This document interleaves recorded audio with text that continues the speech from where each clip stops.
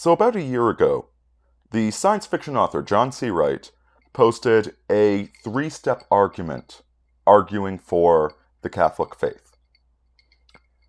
And I found it very influential. If I can find the specific article, I'll link down to it below.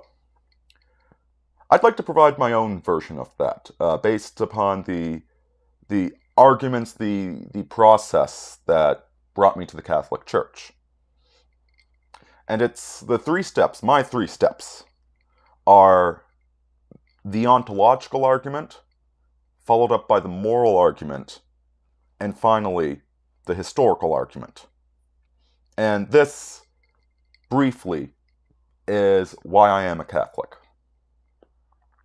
Now, the first is the ontological argument. And I've mentioned Gödel's incompleteness theorem before, okay? And there's other issues that come along that have the same core problem, inadequacy, black box, if you will. The halting problem is one of them, although it applies more to, well, in my mind, in the philosophical sense, it applies more to the mind and what is the mind, although it is about computers. But I'm going to stick just to Gödel's incompleteness theorem. I could make this a lot more complex, but I want to boil it down to the points, the major points. Because here's the thing. If you use logic, if you use rationality, if you believe in debate, if you believe in the scientific method, then you have faith in a supernatural entity. Big of a big claim, I get that. And it's kind of hard to wrap your head around. But Gödel's incompleteness theorem relies upon it. So what is Gödel's incompleteness theorem? What is it if we put it into words? Because it's actually a very complex mathematical formula that, heck, is above my understanding of mathematics. But what it boils down to is that the math that we use, okay, everything that, the Cartesian coordinate system, the arithmetic that you learned in school, the math that goes into both Boolean algebra, which is the basis of electronics, and is nearly indistinguishable from the philosophy of logic. The only difference is the philosophy of logic has a few extra parts that we don't really use in electric circuits. All of this is based upon set theory. Now, in high school, you probably learned about the whole set of numbers, which is 1 to infinity, the integers, which is 0 to infinity, and the natural number system, which is all numbers positive and negative. And I hope I'm not getting that backwards, actually. I might have the whole and the natural backwards, but regardless. You see, all of these are sets of axioms, of statements that are taken to be true. We start off with these axioms. We're going to say, we're going to create a system by which 2 plus 2 equals 4. We're going to say it's a base 10 system. We're going to have axioms such as, you cannot divide by 0. Because as soon as you start dividing by 0, the entire thing falls apart. All math stops working if you allow dividing by 0. So that's one of the axioms that we use in day-to-day set theory. And of course, there's other aspects of this as well. There's infinitesimal mathematics. And I'll give you a brief example of this, which I'm completely stealing from Eliezer Yudkowsky. How do you add two infinities? Easy. Imagine you have a hotel with infinite rooms, and infinite people come on a bus. And so you put the infinite people in your infinite rooms, and so the infinity filled the infinity. But now a second bus of infinite people shows up. What do you do then? Well, it's quite easy. Because you have infinite rooms, you ask everybody to jump over one space. So the first infinity fits into all of the odd-numbered rooms, and the second infinity goes into all of the even-numbered rooms. Okay, and this is not just some sort of mental trick or puzzle or riddle. These are actual mathematics that you do need to use to accomplish certain things, aside from just being a pretentious git. So all of the math we use has certain assumptions, certain axioms, certain statements that they are taken as a priori truths. And see, we know that this math works. Okay, this math builds computers. This math formulates arguments. Without this math, this camera would not be working. The electronic circuits would not exist without this math being existentially true. And so Gödel went out to take all of the true math that we know, because we can prove some of it, but we can never prove all of it. And he tried to prove all of it. He tried to demonstrate that the math that we use is consistent and coherent, that it does not contradict itself, that it all fits together. He tried to basically take all of this stuff and wrap it into a circle that would prove itself. That this circle demonstrates that the circle exists. What he accidentally did was he proved. And again, this is not prove like a scientific proof, okay? There's no such thing as a scientific proof. All you ever do is disprove things in science, right? It's, heck, you go try and fix your car. Oh, it won't start. Let's change the battery. You put a new battery in and it works. You didn't prove that the old battery was dead. For all you know, an invisible gremlin could have been messing with your car and it just happened to leave at the same time. Point is, the car works. It's good enough. Good enough for government work. That's what science is. Mathematical proofs can't be argued with. Okay, science can always be amended. We can always discover something new that tells us the universe works in a completely different manner than we thought that it worked. Not so with math. When you prove something mathematically, there's no more argument. There's no capacity for argument. Okay, you're never going to take a logical syllogism and prove it wrong.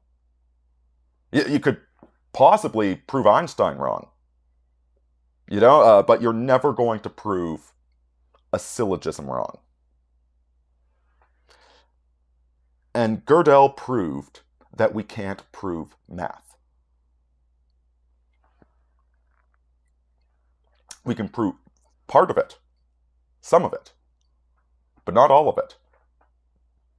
And so, if you use logic, if you believe in the objective truth, if you believe in science,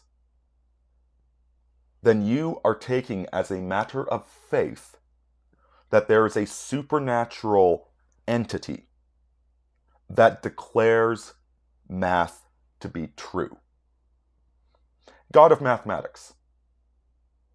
Now this God is a very small God, doesn't need to have any political or moral opinions, doesn't need to have a mind or a personality, but it is a supernatural truth. Okay, supernatural, above nature. And ergo, not something we can directly observe, not something we can directly inquire about, not something that can be tested or proven, because you need to assume its existence before you even get to the whole testing and proving thing. So, everybody that's not part of Atheism Plus, everybody that is an atheist, skeptic, rationalist, scientist, etc., they believe in the supernatural. They believe in that supernatural God that just said one word, 2 + 2 = 4, and just made all of that fact before the universe began, before there was time for before to happen within.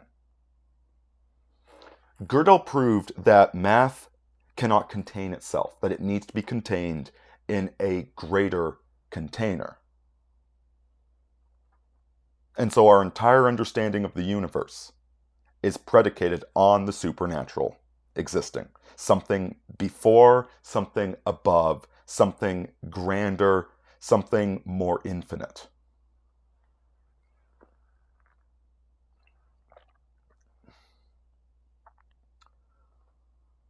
So that's the ontological proof. If you believe in math, you already believe in a supernatural entity. You believe that there is more to reality than what we can directly observe.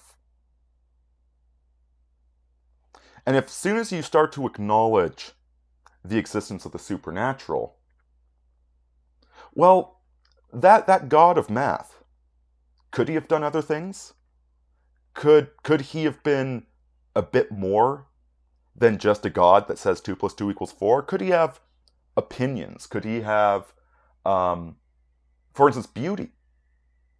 We can't really nail down what beauty is, but we know it's out there. We can try and point to it. Composition, for instance. I'm going to, very soon, I'll have the live stream for the backers of my Patreon. And one of the things I'm going to be talking about is the composition of some of one of the shots I use. And composition, you can't really put your fingers on it. Okay? You either get it or you don't. And yet, if you get it, you can talk reasonably about it. There is something to beauty.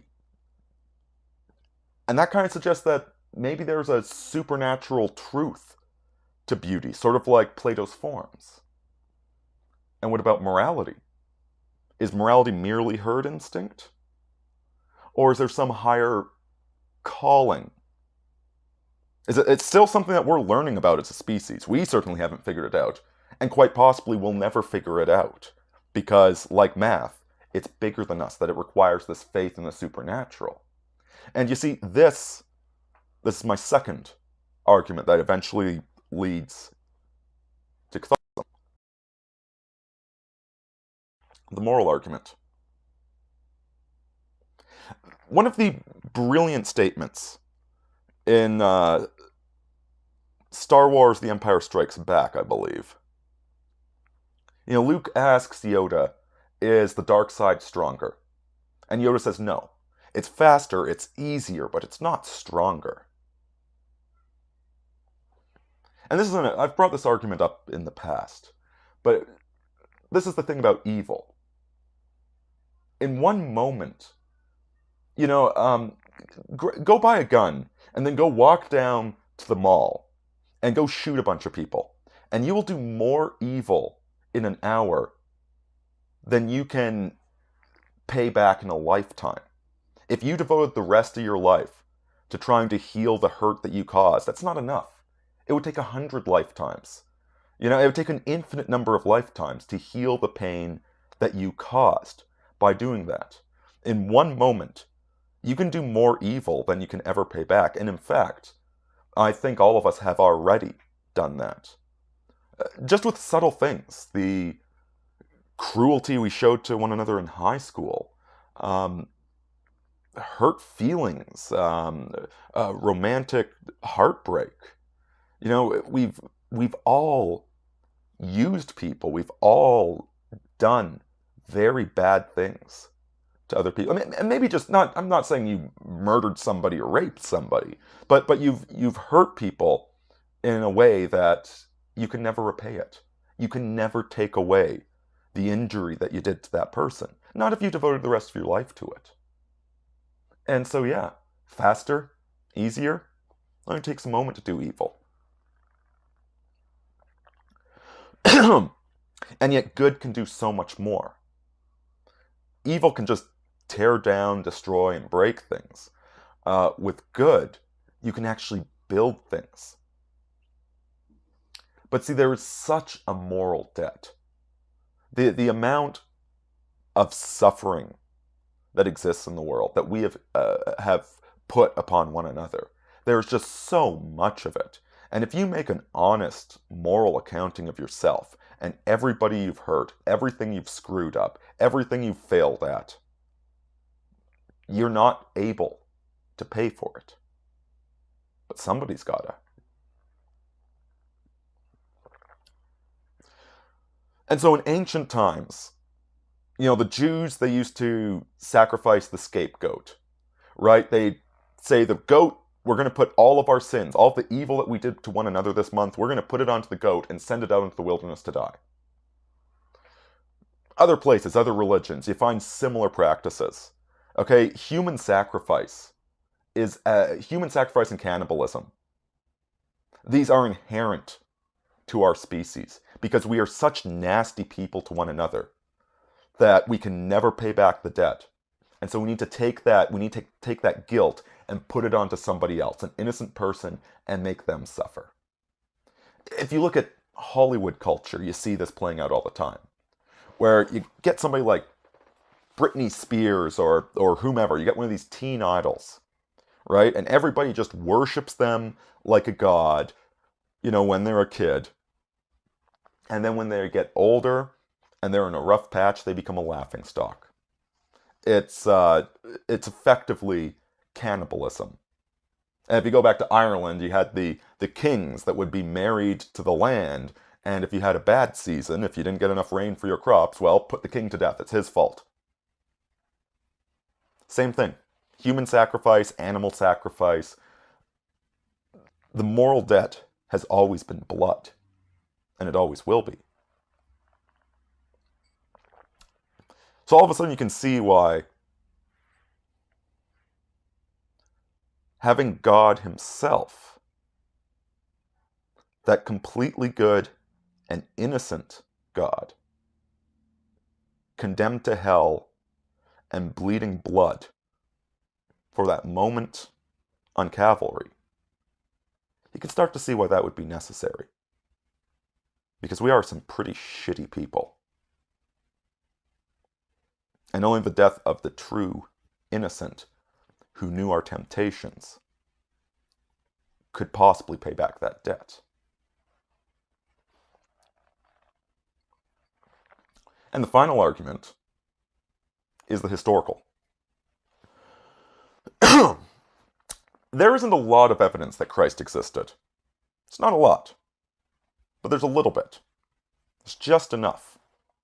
No amount of evidence is going to convince somebody that doesn't understand why Christ needed to exist. But it's enough to convince somebody that finally sees that he needed to.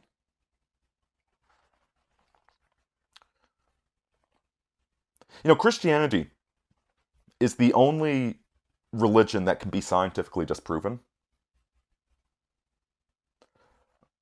You go climb up Mount Olympus in Greece, and you don't find the Greek gods. And you come back down, you tell everybody. They're like, well, what did you think? The gods exist in a lofty realm.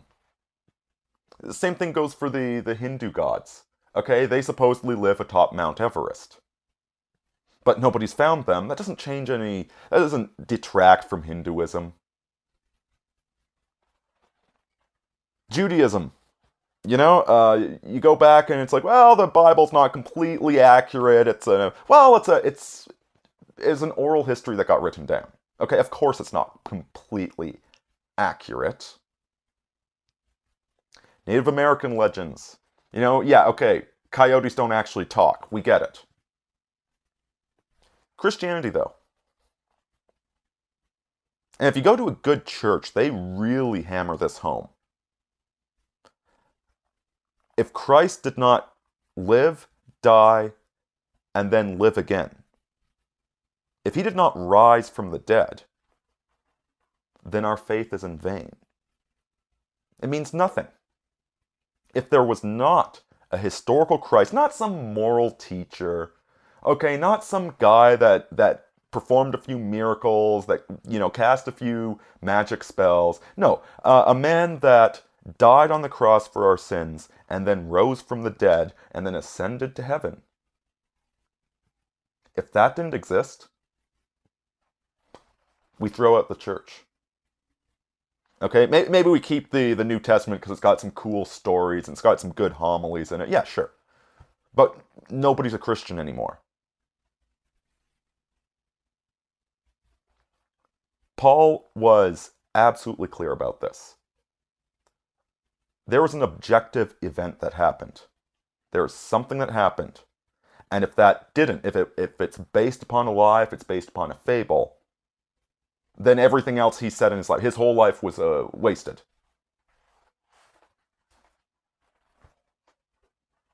Dogs moving around. And if you're a Christian, that's what you believe. Not that he was a great moral teacher, but that he was God incarnate, and that he died for our sins. And see, here's the thing. People were not stupid 2,000 years ago. Okay? You know, you say, oh, yeah, this guy totally got raised from the dead. They'd say, yeah, and I've got some swampland in Greece to sell you. People were not stupid. Okay, they knew that this stuff was nonsense. And in fact, if you read the Gospels, time and again, the apostles doubt Christ. Because, like, this stuff doesn't happen. Okay, like, God coming in, that's ridiculous. Like, they wanted to believe him. They followed him. But they constantly doubted him. Because it just, this doesn't happen. This is BS, okay? This is like a science fiction story.